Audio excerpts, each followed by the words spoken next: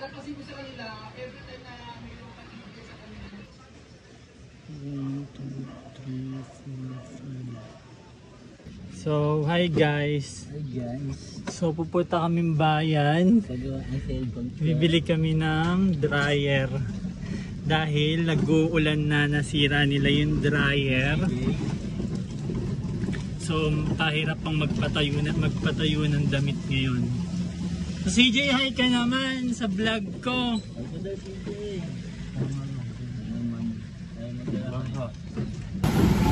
So, papunta kami ngayong bayan at walang tigil pa rin yung ulan. So, titingin kami ng dryer dahil nga nasira yung dryer namin. At yung mga damit ko, basa pa rin pero lunis na kasi bukas. So, kailangan matuyo na yung mga dadaling kong damit pagpasok ko bukas. So, kasama ko ngayon si CJ at saka yung nagdadrive ay si Paolo. So, sakay kami ng aming e-bike.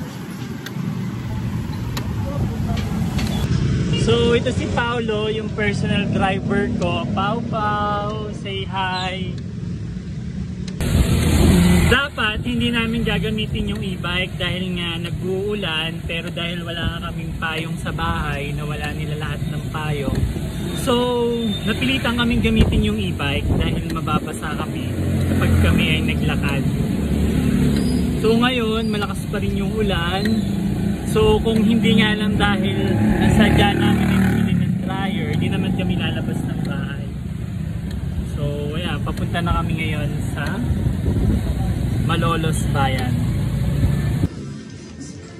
Alas yan, Pao.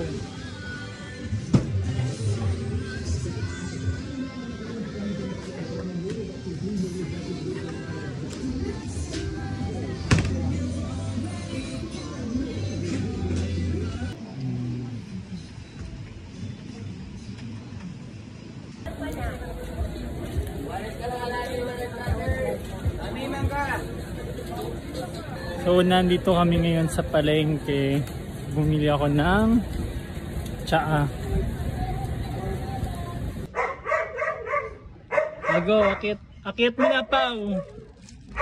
Yay! So, we're home! So, yan. Yan yung nabili ko. Dryer.